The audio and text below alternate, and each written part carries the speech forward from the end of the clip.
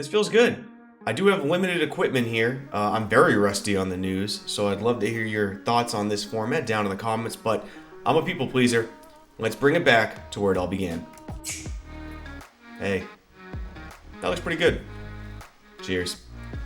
Alright, let's get this first one out the way. Stick with me here. This is all just my opinions, man. You probably remember last month at Facebook Connect, and now Meta Connect, that CTO Andrew Bosworth confirmed that the Oculus brand would be phased out as early as 2022, and instead it would focus on the new name Meta.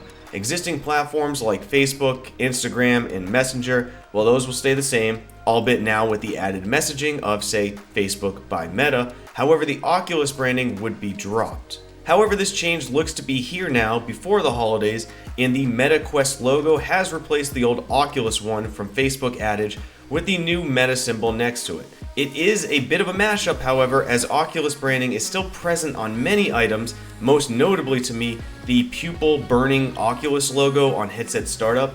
I can't be the only one whose eyes hurt on that, or hopefully it's not just me. However, with great change comes great outbursts, and yeah, people are split. So I'm going to leave the question to you. What do you think about the name change? Does it bug you? Does it annoy you? Are you happy or indifferent? I'd love to hear your thoughts down in the comment, but since you have me here, I'll give you mine, and just bear with me on these guys. Be open-minded.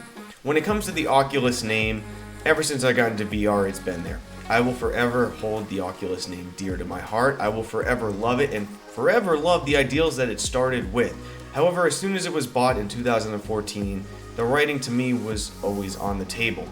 Right now, out there, there's about 4 to 6 million Oculus headsets on the market, depending on who you speak with.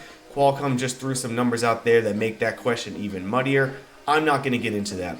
But when you combine the amount of headsets out there, the general awareness of the open market, friends and families living in echo chambers listening to me talk about it incessantly, it's kind of a blip on the radar at the end of the day. And to me, the name is just a name. It's the content and the people within it that matter to me the most.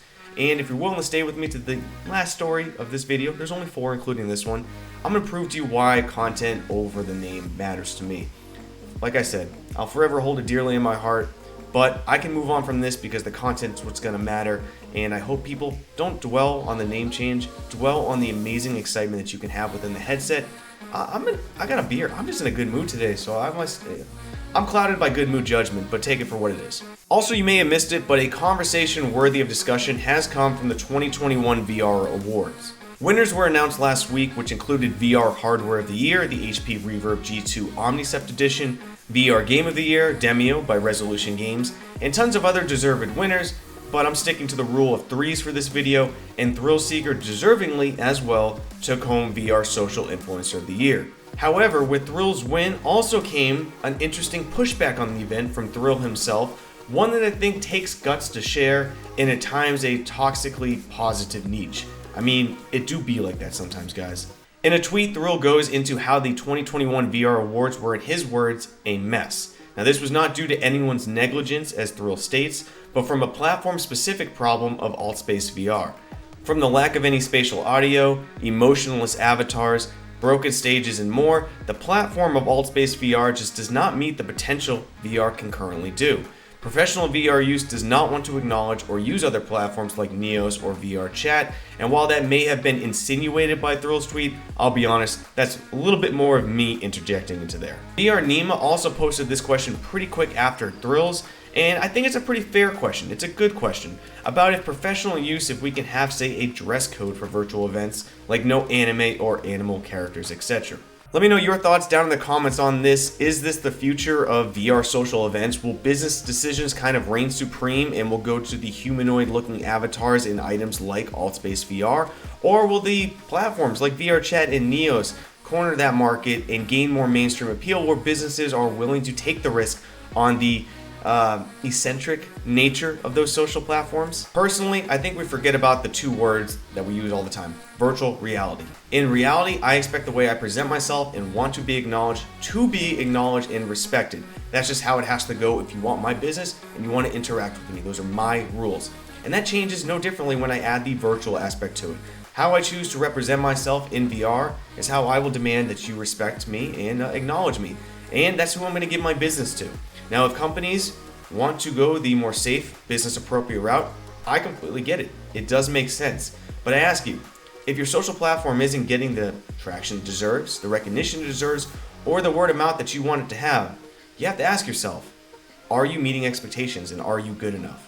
The answer is probably no, and you should be asking yourself why numerous times.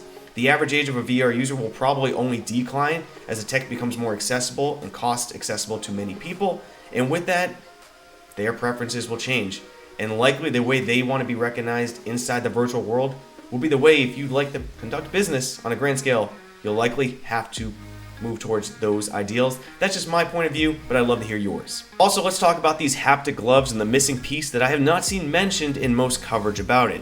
You have likely seen from your favorite content creators Meta's current research towards consumer force feedback haptic gloves. These gloves have the goal, according to Meta, and for the love of God, brace yourself for this statement, it's insane, of providing soft, lightweight, stylish, comfortable, affordable, durable, and customizable gloves capable of simulating a range of complex, nuanced sensations for the wearer, such as pressure, texture, and vibration, to create the effect of feeling a virtual object with your hands. That word soup has all your daily marketing hype beats word intake you need to stay satisfied. Kind of ridiculous. This tech is a long way off, but others have been working on it for a long time as well, most notably Hapdex. Now, Hapdex put out a lengthy statement seen here and linked in the video description, which I haven't seen picked up on most, stating Meta's product is virtually identical to theirs. Jake Rubin, the CEO of Hapdex, claims to have invited Meta employees over the years to view their patented technologies and suggests Meta has passed off their version as their own idea. Now, here's where the nuance really comes into play here. Whose idea was whose? I will never be able to figure out. I will never be able to say anything about their situation and what's going on with any degree of certainty. What I can say is whether you're Hapdex, whether you're Six, and many know his story, the larger company is going to get the word of mouth and the publicity. So when Meta or anybody with a bigger platform and deeper pockets starts bringing out their technologies, it will overshadow anyone else's story. So what I would encourage you to do to be cup half full on this story is type in Hapdex in Google, type it in YouTube, Twitter, follow their accounts, and get the algorithms knowing you're interested in their stories. That way when Hapdex shares something, well, maybe they get the traction and the attention they deserve. All we can do as consumers is do our best to understand that the bigger entities are going to get the traction and the word of mouth, and all I can do is hope to advocate for them, the smaller ones, give them some SEO love, give the algorithms some love with their name. That way you'll be kept up to date when they do stuff that may be important to you. That's all I can say about this. And lastly, let's go back. Remember the Oculus story that you're probably still mad at me about when I'm not too butthurt about Oculus name going away and it's more about the content within it that I care about? Well, I'm going to do something a lot of creators won't do. Talk about something that is old and why you should care about it. I don't know how else to explain this. So I recently just bought, for no particular reason, on my own accord, the Room VR A Dark Matter. The game begins deep within the British Institute of Archaeology, where the disappearance of an esteemed Egyptologist prompts a police investigation into the unknown. It is a puzzle game where you explore cryptic locations, examine fantastic gadgets, and discover an otherworldly element which blurs the line between reality and illusion. Now listen, this is a game review. This is a game review within news stories of a game that came out a while ago. I don't like puzzle games. I absolutely, I'm not going to even redo this with me slurring my words, hate puzzle games. I hate them.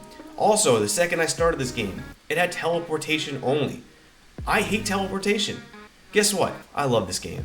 I loved every second of it. The teleportation, after a while, I realized it's a game mechanic that actually makes the puzzles more tangible for people like me. It's a little bit more of guidance. The puzzles themselves were just hard enough to really make me think. Some of them were pretty difficult, but at the same time, never made me feel like an idiot. Never made me feel stuck and frustrated. And if you needed a hint, there was a mechanic to get a couple hints, and I did use those once or twice. I have no shame in admitting that. The graphics were really good for this game, really more than acceptable. They were great. The audio was amazing. The spatial audio made me think that sometimes noises, which were a little creepy because there are horror elements to this, I had to take off the headset for a second to make sure that noise wasn't coming from my room. Overall, this experience just shows that there's content on content on content on any headset. Specifically, this one was the Oculus Quest 2 that I was using on. But there's a lot of content out there. And it's hard to give that coverage for people to listen. But I hope if you're looking for some type of game that maybe you're not even knowing you're into, like a puzzle game, the Room VR, A Dark Matter was a fantastic find, a fantastic surprise that I had a lot of fun with, and I just wanted you guys to know about that. But that's going to be it for today's video. Not sure how this format for these future news videos are going to go. I'm not sure if the DVD screen is going to even stay, but once I get the new place set up, we'll see. Let me know your thoughts. I'm glad to be back. Cheers, let's go. Oh, I almost forgot. See you next time, Space Cowboys.